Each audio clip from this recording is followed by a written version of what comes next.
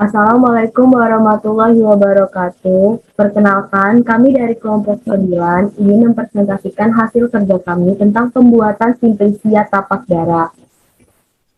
Perkenalkan, nama saya Nanda Gina Salma, lalu rekan saya Nur Melisa, Paulsi Manggar, dan Putri Latifia.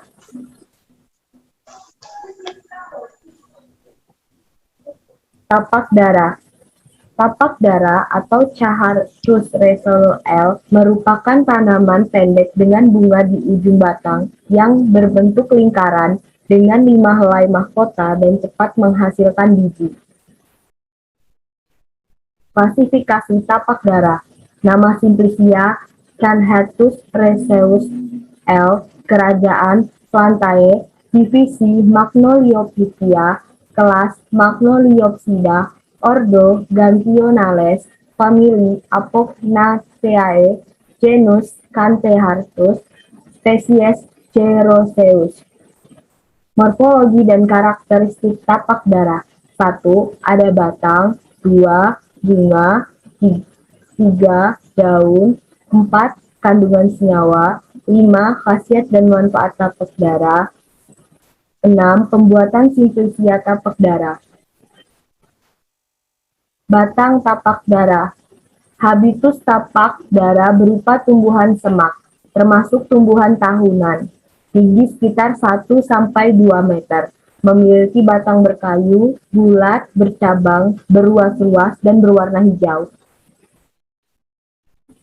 Daun tapak dara. Daun tapak dara tergolong daun tunggal dengan letaknya silang berhadapan. Mempunyai morfologi bulat, telur, dengan ujungnya terdapat getah dan pangkal tumpul, tepi rata, mengkilat, memiliki tangkai dengan panjang 2-6 cm, lebar daun 1-3 cm, pertulangan menyirip serta berwarna hijau. Selanjutnya yaitu bunga tapak dara. Bunga tapak dara ialah jenis bunga tunggal, terletak di ketiak daun, memiliki mahkota berbentuk trompet, panjang tangkai 2,5-3 cm, memiliki kelopak bertajuk 5, berbentuk runcing, benang sari berjumlah 5, kepala sari berwarna kuning, dan tangkai putih-putih. Senyawa aktif tapak dara. Daun tapak dara mengandung lebih dari 70 jenis alkaloid. Di antaranya ialah vincristine dan vinblastine. Alkaloid memiliki rasa yang pahit dan dingin menurut Wijaya Kusuma 2005. Saat ini, penggunaan tapak dara mengalami kemajuan. Salah satunya ialah penemuan obat anti kanker. Menurut Fries and Gilbert tahun 2000, komponen aktif kanker yang dihasilkan ialah vincristine dan vinblastine. Kedua senyawa aktif tersebut dapat menghambat kanker dengan mitosis. Kemudian dapat menghambat sintesis purin, DNA, RNA yang terdapat pada sel kanker, sehingga proliferasinnya dapat dihambat. Proses molekuler penghambatan kanker dilakukan dengan cara menghambat sintesis DNA. Khasiat dan manfaat tapak dara. Pertama, sebagai obat depresi. Kedua, sebagai anti kanker atau obat kanker. Ketiga, obat sistem pusat. Keempat, sebagai menghilangkan bengkak akibat gusi berdarah, bisul, dan sakit tenggorokan. Selanjutnya, pembuatan simplicia tapak dara. Simplicia merupakan bahan baku alam yang digunakan untuk membuat ramuan obat tradisional yang belum mengalami proses pengolahan pengeringan. Dalam pembuatan simplicia tapak dara, ada 4 tahap, yaitu pencucian, sortasi, pengubahan bentuk, dan pengeringan. Pencucian. Tujuan pencucian adalah untuk memperoleh simplicia yang bersih dan bebas kotoran pada waktu pemanenan maupun pengangkutan. Perlakuan ini juga akan menurunkan jumlah mikroba patogen.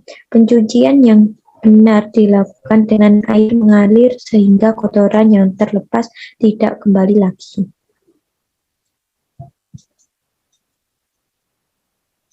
Sortasi. Sortasi berfungsi untuk memperoleh simplisia seperti yang dikehendaki baik dari kemurniannya dan kebersihannya.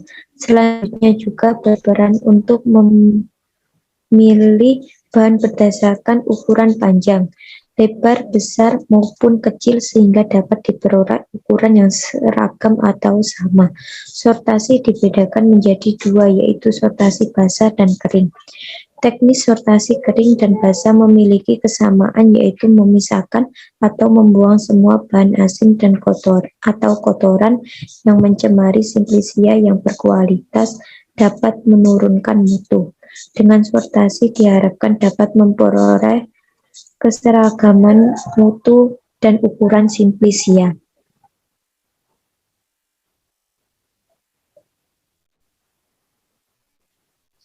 Mengubah bentuk. Pengubahan bentuk pada tanaman bertujuan untuk memudahkan kegiatan pengeringan, pengepakan, dan pengelolaan selanjutnya menjadi bahan baku obat. Mengubah bentuk dapat berupa irisan, potongan, dan serutan. Pada dasarnya, semakin tipis bahan yang dikeringkan, maka akan semakin cepat proses penguapan air berlangsung sehingga pengeringan cepat berlangsung.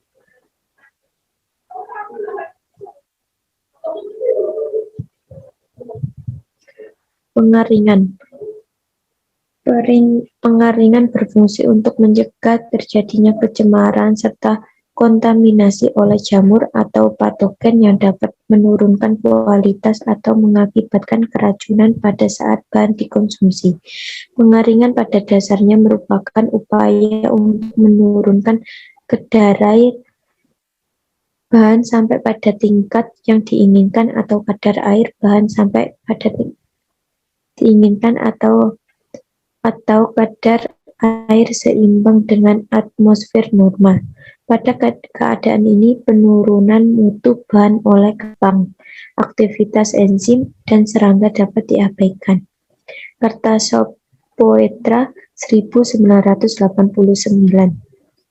Pengeringan kami memanfaatkan tenaga matahari saat ini juga telah banyak dilakukan. Selain itu, memanfaatkan matahari, alat ini juga memanfaatkan suhu, kelembapan udara sekitar, serta sirkulasi udara untuk menunjang proses pengeringan. Besar energi dikonversikan dan tingkat yang suhu yang dicapai merupakan parameter utama yang menentukan efektivitas alat pengeringan ini.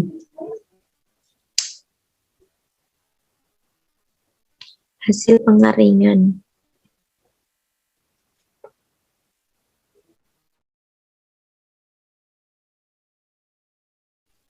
Berikut merupakan video tahapan pembuatan simplisia.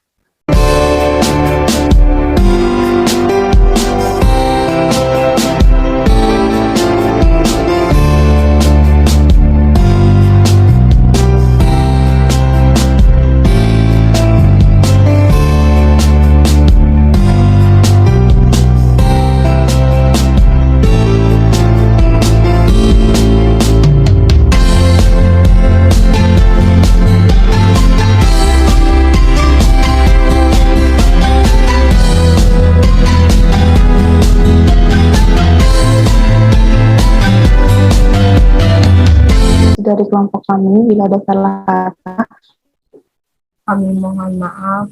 Terima kasih.